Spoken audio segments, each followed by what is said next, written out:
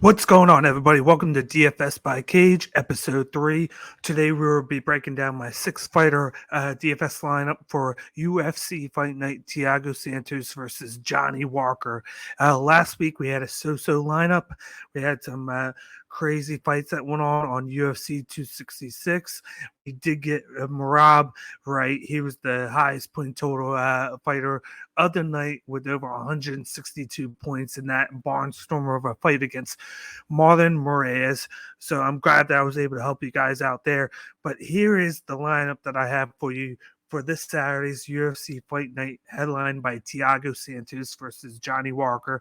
I'll be giving you my lineup from most expensive to cheapest. So starting with the most expensive fighter on the list, we got a fighter in Karol Rosa with a DFS cost of 9,300. She's going to be going up against Beth Correa. Correa is going to be the fighter that has the knockout power, but this should be an easy win for Karol Rosa. She's got the volume on her side. She puts out a lot of volume. She is the quicker fighter. She has the grappling and wrestling background. She should be able to take her down at will in this fight.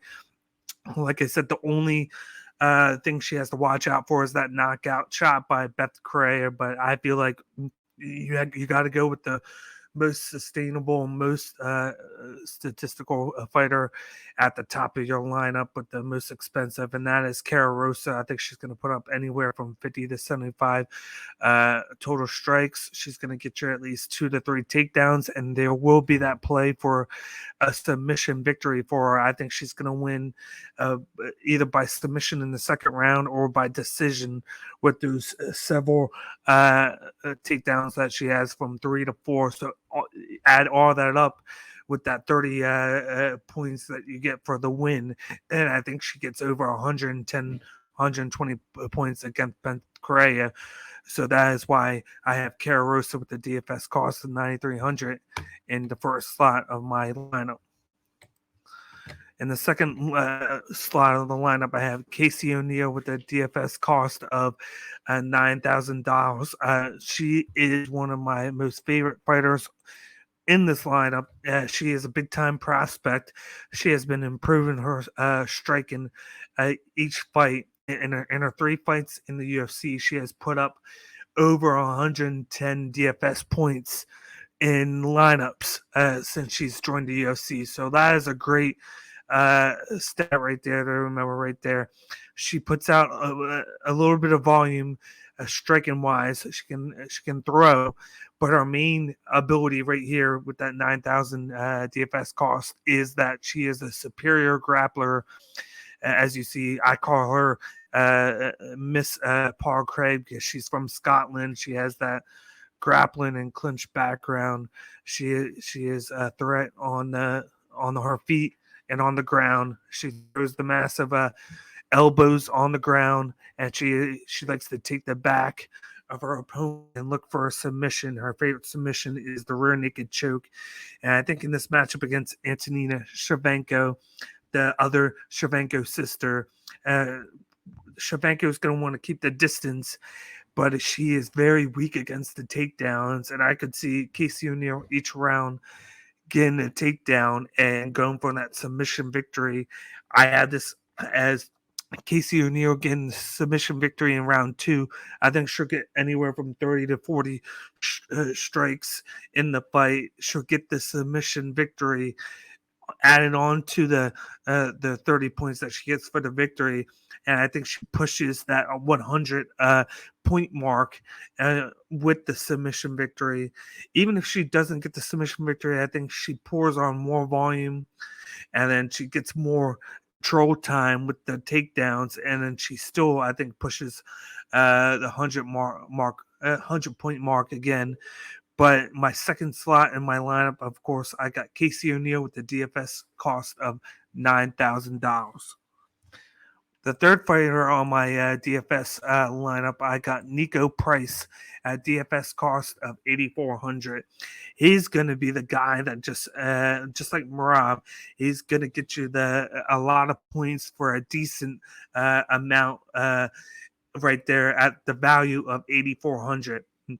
He's the type of guy that's going to pour out a lot of volume. In this matchup, I could see him pouring out 4 shots to every 1 shot of Alex Oliveira, and I just think he's going to overdo it, just like in his last fight against Don Cerrone, in a fight I thought Niko Price won.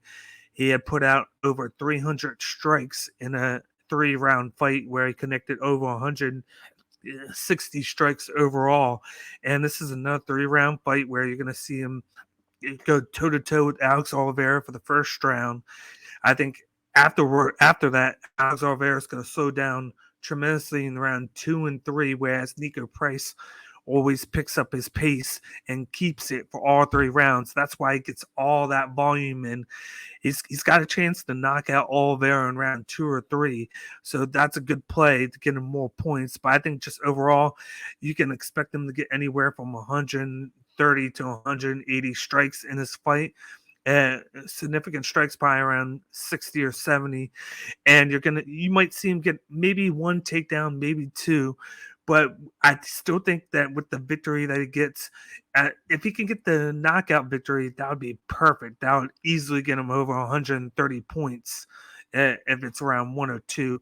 But I think to go on the safe side, I think he's going to get that decision victory. He's going to get the 30 points for that. He's going to get 60 points for the significant strikes that he's going to get, and anything else is just icing on the cake for here. But he's going to push that 100 DFS points stat line, and at 8,400 and being your third fighter in your lineup, he's a perfect guy to place here. So Niko Price I have in my third slot with the DFS cost of 8,400. The fourth guy on my list is Joe Solecki with a DFS cost of 8,300. This is a great matchup that he has here against Jared Gordon. Gordon's going to be the guy that's going to pressure him and just throw those overhand lefts and rights at him and keep pressuring forward. And Joe Solecki is the kind of guy that likes to have his opponent come after him, and then he goes for those single leg takedowns at will all 3 rounds. And with the overhand rights and lefts that Jared Gordon throws, he's going to at least get 2 to 3 takedowns in this fight. I could see this going the distance, and with that, I could see 1 takedown around for Joe Solecki because of the matchup style between both fighters. Solecki's going to be able to duck under those overhand shots and get the single leg takedown, get him down, and just throw those massive ground and pound shots that he's known to do. And Gordon's not going to be able to defend him well. There is that play in here that Solecki could take the back of Jared Gordon, because he likes to take the back of his fighters, his opponents, and go for a submission. So if he gets that, that's going to be even more points for him at that great price of 8,300. But I'm predicting a decision victory for Joe Solecki. He's going to get anywhere from maybe 60 to 70 strikes, maybe 50 significant strikes, mainly from the ground and pound. He's going to get 3 takedowns right there, and then he's going to get the victory. So with that, you got the 50 points for the significant strikes, you got the 30 from the 3 takedowns, and then you get the 30 for the victory. So I could see him getting 110 points at the end of the day. And with him being the 4th slot on my DFS lineup, that is perfect value right there. So Joe Solecki with the DFS cost of 8,300 is my 4th fighter on my lineup. The 5th fighter on my DFS lineup is Misha Cirkunov with the DFS cost of 7,600. He is moving down from light heavyweight to middleweight now, which is going to be great for him because of his size and frame. He's going to be bigger now and a little bit more powerful against these middleweights. They're going to have to contend with how he is. He has that wrestling background where he likes to get 3 to 4 or 5 takedowns a fight. I think he just was matching up with too big of guys at light heavyweight, so the move down is going to be perfect for him because he's going to be able to kind of use his weight to his advantage. And against a guy against Jocko, who's a low volume and likes to move around, and it's going to be an interesting matchup. It's not a slam dunk for Misha Cirkunov because even though Jocko has low volume, he does have precision striking. When he hits you, and then he couldn't knock out Cirkunov because Cirkunov has a suspect chin. But I think where Cirkunov is going to be a great value at 7,600 is the fact that he's going to be the bigger guy. He's going to be able to get those takedowns as long as he tries hard to get them. Because when he goes for them, he gets them. It's just that he's been known to not try and go after them at times. He should have went take down heavy against Span, but I felt like he didn't do that to the best of his capabilities. And Span's a lot bigger guy than Jocko, so I think he's going to go with that game plan, go with the takedowns and the ground and pound. He pours in decent volume. I think in this fight, he's going to get the underdog victory by decision over Jocko. I could see him getting 3 to 4 takedowns in this fight, but I think it's going to be 2 to 3 just to play it safe. And so that's 20 to 30 points for that. He's going to get the victory, which is 30 points there.